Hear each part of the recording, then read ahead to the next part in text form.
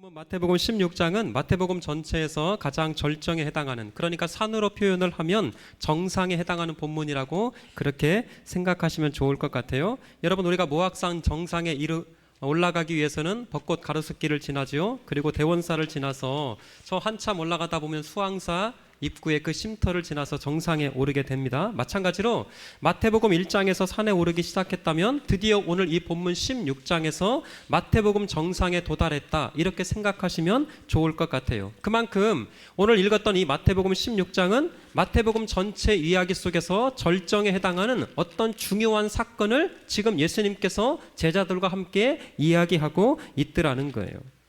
그러면 예수님께서 왜 이곳을 찾으셨을까? 오늘 예수님께서 제자들과 찾으셨던 이 장소를 성경이 지금 어떻게 기록하고 있는가 봤더니 오늘 13절에 보시면 이곳을 빌립보 가이사랴 빌립보라고 그렇게 소개하고 있습니다. 그러면 도대체 이 가이사랴 빌립보 가이사라고 하는 이 지역이 어디에 위치하고 있는 것일까? PPT 한번 보시면 여러분, 이스라엘 지도 가운데 가장 저 최북단에 있었던 도시였습니다. 그러니까 우리나라로 굳이 표현을 하면 백두산 근처에 위치했던 한 도시였던 거예요. 그러면 왜 우리 주님께서 사역하시던 이 갈릴리를 떠나서 사람들이 정치와 문화와 종교의 중심지였던 이 예루살렘을 벗어나서 왜 제자들과 함께 저 이스라엘 최북단인 가이사랴 빌립보까지 올라가게 되었을까? 왜 지금 우리 주 예수님께서 저 가이사랴 빌립보, 저 북쪽의 제일 끝에까지 올라가서 제자들과 함께 어떤 중요한 얘기를 하고 있다면 도대체 예수님과 제자들과 하셨던 이 대화는 어떤 메시지, 어떤 의미를 갖고 있는 것일까? 여러분, 13절 한번 다시 띄워주실래요? 13절에 보면 이곳 장소를 다시요 이렇게 소개하고 있네요. 자, 같이 한번 읽어볼게요. 시작.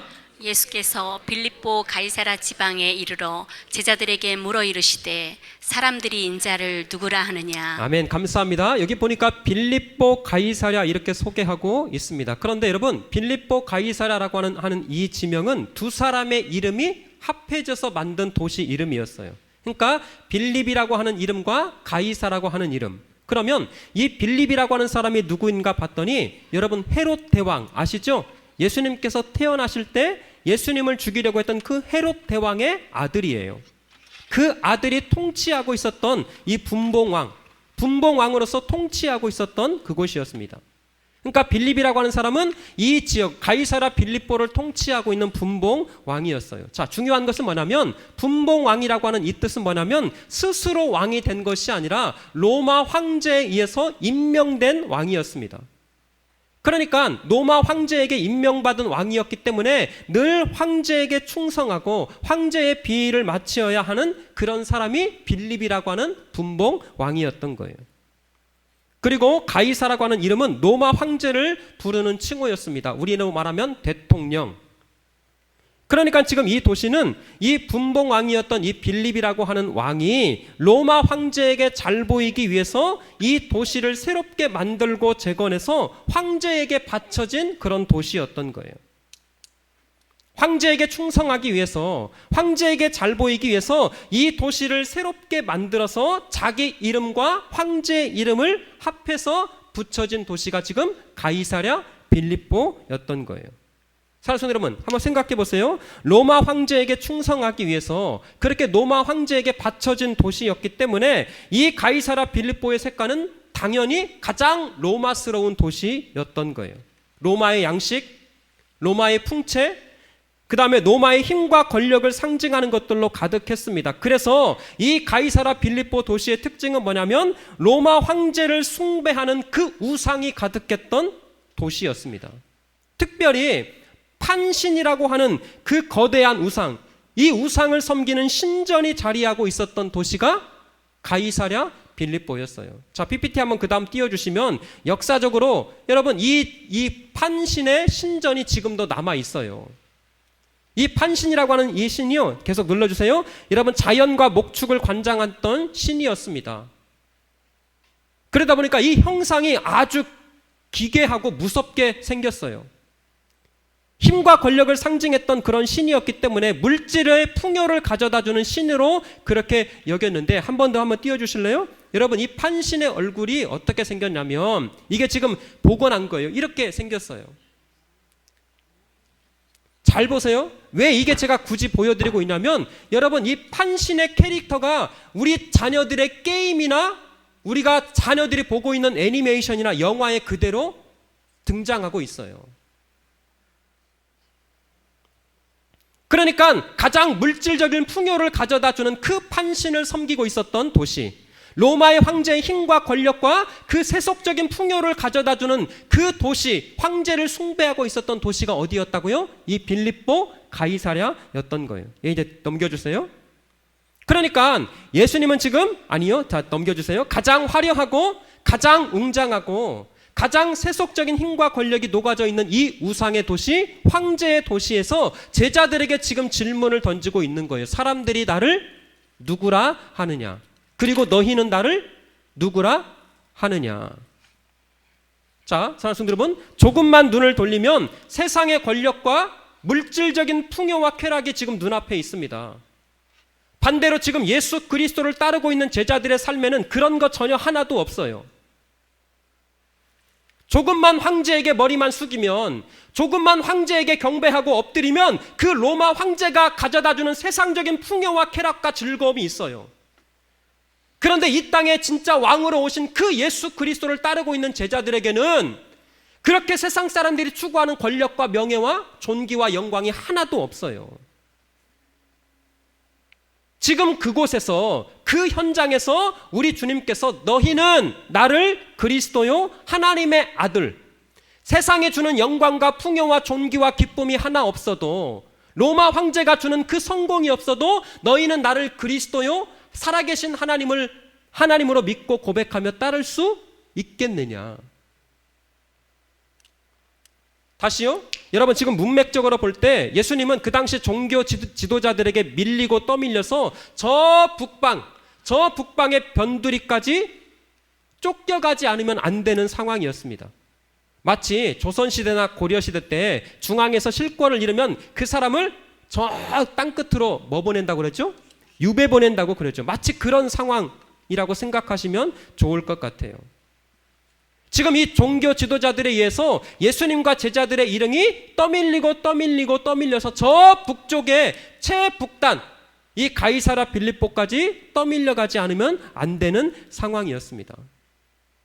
여러분 보세요. 제자들의 입장에서는 지금 3년 동안 예수 그리스도를 따랐던 목적이 이제 예수님께서 세우시는 그 나라에 이제 장차 영의정도 좀 돼보고 좌의정, 우의정도 그렇게 한 자리 하려고 꿈꾸었는데 3년 동안 기껏 예수님을 따라다니는데 자리는커녕 저 변방으로 지금 떠밀려가듯이 지내고 있었던 거예요.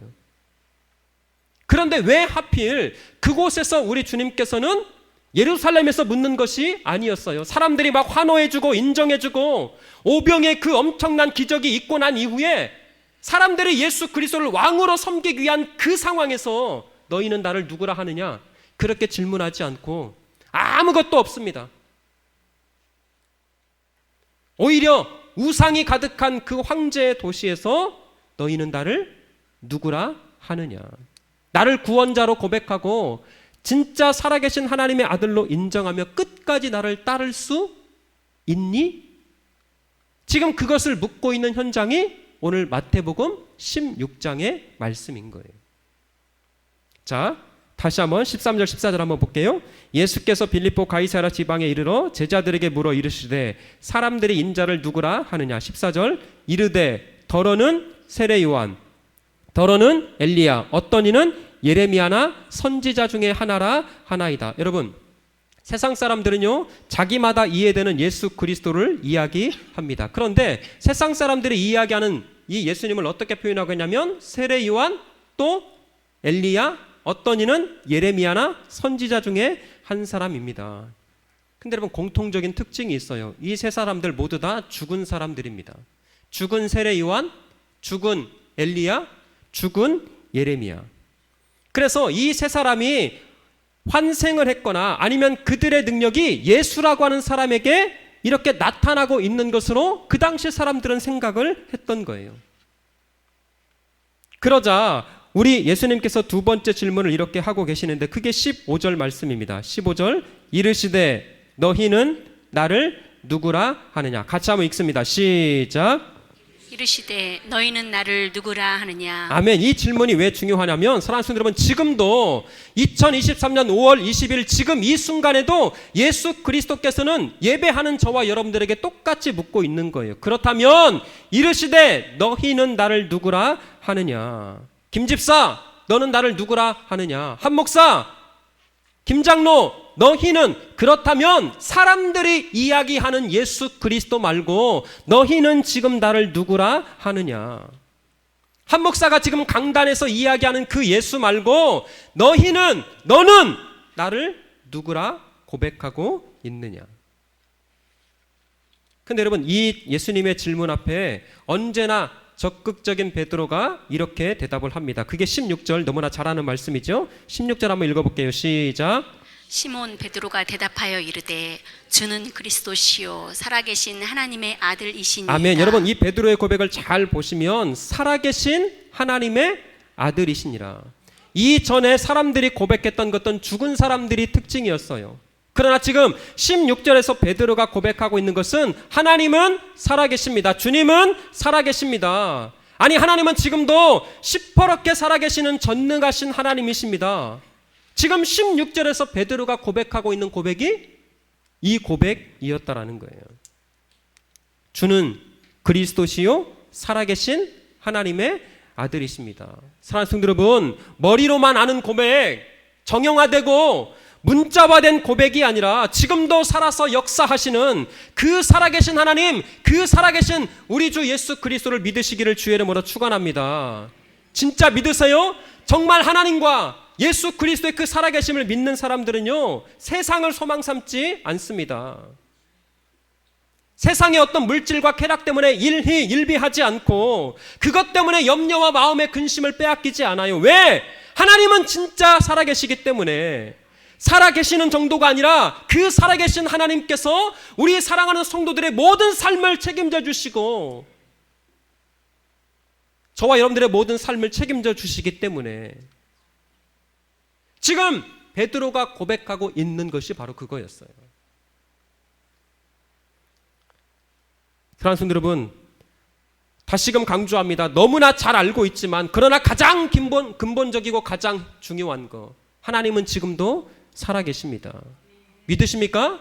그러면 왜 그렇게 조그마한 일에 어깨가 축 늘어지고, 왜 세상의 그 염려 때문에, 세상에 주는 그 물질과 그 성공의 욕심 때문에 용기를 잃어버리고 믿음을 잃어버리고, 그것 때문에 왜 부정적인 생각과 부정적인 언어가 튀어나오고, 예수 믿고 있어요, 신앙생활 하고 있습니다. 그럼에도 불구하고 정말 살아계신 주 예수 그리스도의 은혜를 저버리고, 안 돼요 목사님, 죽을 것 같아요, 이제는 안 됩니다. 목사님 그래도 돈이 있습니다. 돈이 있어야 돼요.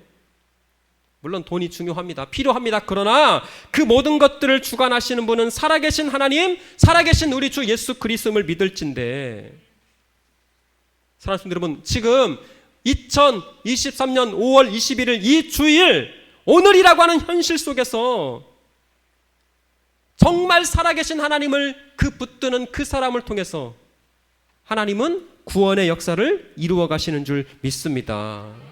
우리 사랑하는 성도들이 그런 사람이 되었으면 좋겠어요. 왜 이 고백이 중요하냐고요? 18절 말씀에 보면 내가 이 반석 위에 내 교회를 세우리니 음부의 권세가 이기지 못하리라. 그러면 여러분, 여기서 말하는 반석이라고 하는 것이 무엇일까? 이 해석의 차이가 개신교와 천주교를 가르는 중요한 분기점이 되는 것 아니겠습니까? 천주교는 내가 이 반석 위에, 이 반석을 베드로라고 그렇게 해석하고 있고요. 우리 개신교는 베드로가 했던 무엇일까요? 예, 신앙 고백을 말하고 있는 거예요. 제가 말씀을 묵상하면서 이런 생각이 들었어요. 왜 교회가 무너질까? 왜 한국 교회가 싸움과 분쟁으로 그렇게 분열하고 있을까? 우리가 잘 알고 있는 대로 저 유럽의 수많은 교회들이, 그 아름답고 화려한 건축물을 자랑하는 그 수많은 유럽의 교회들이 왜 다 사라지고 박물관으로 전락할 수밖에 없을까? 제가 들었던 생각은요, 살아계신 하나님, 살아계신 우리 주 예수 그리스도를 향한 이 믿음의 고백이 무너졌고 무뎌졌기 때문이 아니었을까. 사랑하는 성도 여러분, 어떤 상황이 와도 우리가 지켜야 할 믿음, 목에 들어와도 우리가 포기할 수 없는 것. 어저께 우리가 여수 손양원 목사님 기념관 갔다 왔잖아요. 공산당이 총과 칼로 위협하는 그 순간 앞에서도 손동인 23살이었습니다. 송돈신 18살이에요. 너 예수라고 하는 사람 부인하면 내가 지금 살려주겠다. 그런데요, 그 총칼의 위협 앞에서도, 그 공산당의 위협 앞에서도 나는 예수 그리스도를 포기하지 않습니다. 그 믿음의 고백 때문에 순교했던 두 사람. 여러분, 나이가 몇 살이라고요? 우리 큰아들 나이가 23살. 18살 나이가 나는 예수를 포기할 수 없습니다. 사랑하는 성도 여러분, 이 믿음의 고백에서 흔들리지 않고 바로 설 때, 주님 다시 오실 때까지 우리 구의중앙교회 하나님께 속한 교회요, 하나님께서 임재하시는 교회, 하나님께서 복 주시는 교회가 될 줄 믿습니다. 저와 여러분들이 이 교회에 속해 있을진데, 주는 그리스도시요, 아니 정형화된 그 고백이 아니라 진짜 살아계신 하나님으로 그렇게 고백함으로 우리 남은 인생을 통하여서 하나님과 주 예수 그리스도의 그 놀라운 복과 은혜와 하늘의 평강을 누리시기를 다시금 주의 이름으로 축원합니다. 여러분, 오늘 우리 구의중앙교회가 설립 118주년 되는 날이에요. 지금으로부터 118년 전이니까 1905년도에 세워진 교회입니다. 구한말 시대에 지금으로 역사적 기록에 의하면 하와이로 이민을 간 조선인 노동자가 있었습니다. 1902년부터 1907년까지 PPT 띄워주세요. 약 65차례에 걸쳐서 7,000명이 넘는 조선인 노동자들이 저 먼 이국 땅 하와이 사탕수수 그 농장의 노동자로 떠나게 된 거예요. 근데 여러분, 이 노동자의 행렬에 이래수 선생님이 계셨습니다. 앞쪽에 한번 띄워주실래요? 최초의 조선인 노동자를 싣고 떠났던 배가 앞에 있었던 그 배였어요. 예, 이래수라고 하는 이 선생님이 언제 갔는지는 몰라요. 근데 역사적 기록에 정확히 나와 있습니다. 이 이래수 선생님이 인천에서 배를 타고 하와이로 떠났는데 그 하와이에 도착했던 때가 1904년이었어요. 여러분 보세요. 그렇게 인천을 떠나서 먼 백길 끝에 1904년에 하와이에 도착을 했는데 그 이역만리 낙선 땅에서 역사적인 기록에 보니까 하루 16시간 동안 일했대요. 아까 그 다음 화면 띄워주실래요? 사탕수수 밭에서 몇 시간이요? 16시간씩. 근데 여러분, 놀라운 것이 있어요. 이 이래수 선생님께서 이곳 하와이에서 예수 그리스도를 만나게 된 거예요. 그 16시간 동안 그 뜨거운 태양볕 밑에서 일을 하다가 언제 어떻게 믿었는지는 모르겠어요. 예수님께서 이 이래수 선생님을 만나주시고 찾아오셔서 예수 그리스도를 믿게 된 이 선생님이 자기가 믿었던 이 예수가 너무나 좋아서 저 멀리 이역만리 떨어진 그 하와이에서 자신의 사랑하는 동생, 구이 지역에 살고 있었던 이흥원이라고 하는 자신의 동생에게 편지를 쓴 거예요. 예수 믿어라. 여러분, 지금 편지가 존재하지 않습니다. 이 이흥원 선생님의 아드님 중에 포르투갈 대사를 지냈던 이윤희 선생님이 계셔요. 이분의 그 증언에 의하면 6.25 때 이 이래수 선생님과 오고 갔던 편지가 많이 있었는데 6.25 때 그 편지통이 그만 불타버렸대요. 다시요? 제가 가장 많이 묵상을 한 부분이 바로 한 주간 동안 이거였습니다. 진짜 예수를 만난 사람은요, 나를 찾아와 주신 그 예수 그리스도, 죄와 허물로 말미암아 죽을 수밖에 없었던 나를 찾아와 주시고 나를 만나 주신 그 예수 그리스도의 은혜 앞에 감격할 수밖에 없더라고요. 나를 사랑하신 하나님, 나를 구원하신 그 예수 그리스도의 그 사랑을 전하지 않고는 견딜 수 없는 마음. 여러분 잘 들어보세요. 이래수 선생님이 고향이 그리워서 편지 쓴 것 아니었어요. 가족들이 너무나 보고 싶고 그것보다 더 중요한 것, 아니 물론 가족을 그리워했겠죠.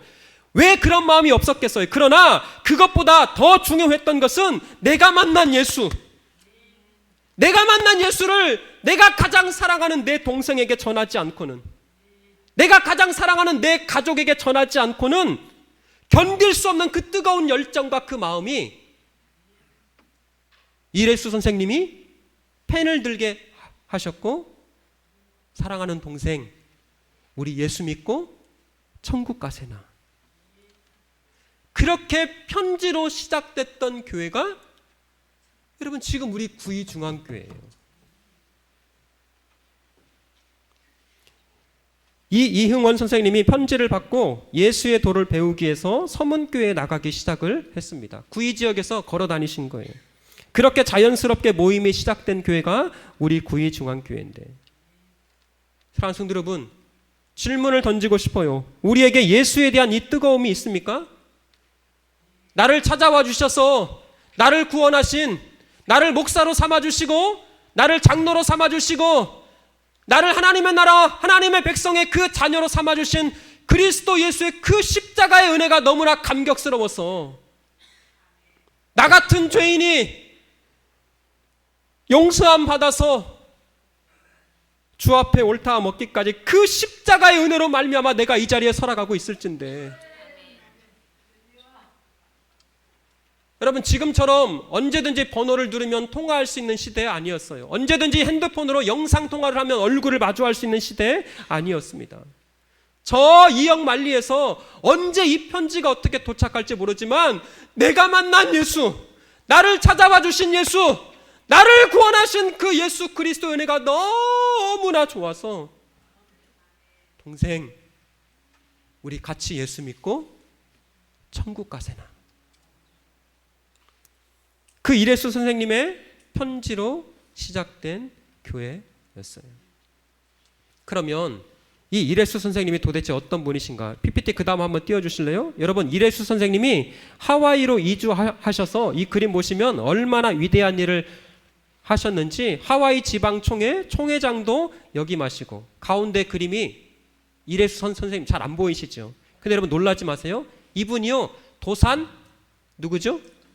안창호 선생님과 같이 독립운동을 하셨어요. 민찬호 선생님과 함께 독립운동을 평생을 통해서 하셨던 분이십니다. 이분이 이래수 선생님이 독립운동을 하시다가 끝내 광복을 보지 못하고 52세 나이에 소천을 하셨는데, 이 이래수 선생님이 남긴 유언이 이런 유언이에요. 한번 들어보세요. 나는 한국 국민의 일분자가 되어 광복 사업의 성공함을 보지 못하고 이 세상을 하직하게 됨이 실로 죄인이다. 그렇게 조국의 독립과 하나님의 나라를 꿈꾸며 살아갔던 분이 이래수 선생님. 지금 이 면지를 집필하고 있는 전북대학교 김균환 교수님과 식사를 하면서 이야기를 나눈 적이 있습니다. 이분이 이런 말을 했는데 제가 굉장히 은혜를 받았어요. 목사님, 아마 이래수 선생님이 오랫동안 사셨다면 대한민국의 초대 대통령이 이승만이 아니라 이래수 선생님이 될 수도 있었을 거예요. 그러면 대한민국의 역사가 달라질 수도 있었을 것입니다. 다시요, 우리 구의중앙교회가 그 이래수 선생님의 예수를 향한 감격과 뜨거운 열정으로 들었던 그 편지로 시작된 교회가 우리 구의중앙교회예요. 왜 우리 구의중앙교회가 특별하고 또 특이한가? 여러분, 한국 기독교 초기에 세워진 교회는 대부분 외국인 선교사님들에 의해서 세워졌습니다. 외국인 선교사님이 오셔서 전도를 했다거나, 외국인 선교사님이 오셔서 어떤 병을 고쳐주었다거나, 어떤 교육 사업을 했다거나, 그래서 세워진 교회가 대부분의 교회예요.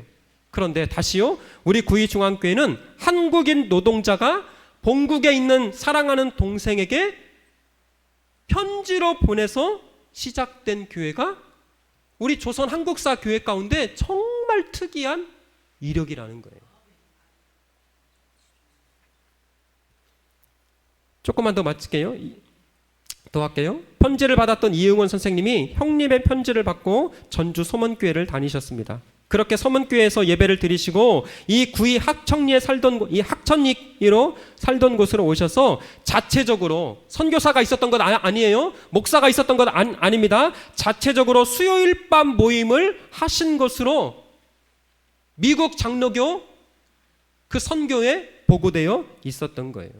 그렇게 수요일마다 자체 모임을 하고 있다가 미국의 전킨 선교사님, PPT를 보시면 나올 거예요. 이 전킨 선교사님이 수요일마다 지역을 순회하면서 예배를 인도하시고 말씀을 전해 주셨어요. 그렇게 시작된 교회가 1905년 봄, 정확히 사실은 5월인지도 몰라요. 1905년 이전일 수도 있습니다. 그렇게 시작된 교회가 우리 구이중앙교회였어요. 여러분 보세요. 그렇게 형님의 편지로 말미암아 예수를 믿게 된 이흥원 선생님이 자신의 사랑채를 예배당으로 봉헌하고 세워진 교회가 하나님의 은혜로 점점점 부흥하고 성장하더니 우리가 잘 알고 있는 것처럼 이 구이 지역의 대부분의 교회가 우리 구이중앙교회에서 분립해서 세워진 교회였던 거예요. 하나님의 나라가 오고 가는 역사와 그 118년의 그 역사 가운데 얼마나 수많은 믿음의 성도들이 이곳에서 하나님 앞에 부름을 받았는지, 얼마나 수많은 사람들이 예수 그리스도는 하나님이시요 살아계신 예수님이십니다 그렇게 고백했던 그 수많은 믿음의 사람들의 그 시작과 출발이 저 멀리 이역만리 하와이에서 내가 만난 예수, 주는 그리스도시요 살아계신 하나님의 아들이십니다. 그 살아계신 그 주님을 향한 그 고백의 편지로 말미암아 저와 여러분들이 지금 여기에 있는 거예요.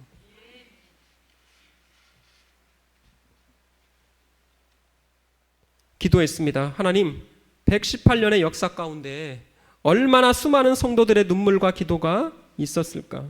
이름 없이 빛도 없이 그렇게 나를 구원하신 하나님의 사랑과 그리스도 예수의 그 은혜에 감격하며 때로는 물질을 드리고 때로는 몸으로 헌신하고 때로는 눈물과 기도로 섬겨오신 그 수많은 선지들의 그 믿음의 그 헌신을 통하여서 우리 구이중앙교회가 지금까지 와 있을 텐데, 사랑하는 성도님, 오늘 식당에 내려가셔서 오래된 사진을 보실 때마다 그냥 보지 마시고 오늘은 감사하는 마음으로 특별히 좀 봤으면 좋겠어요.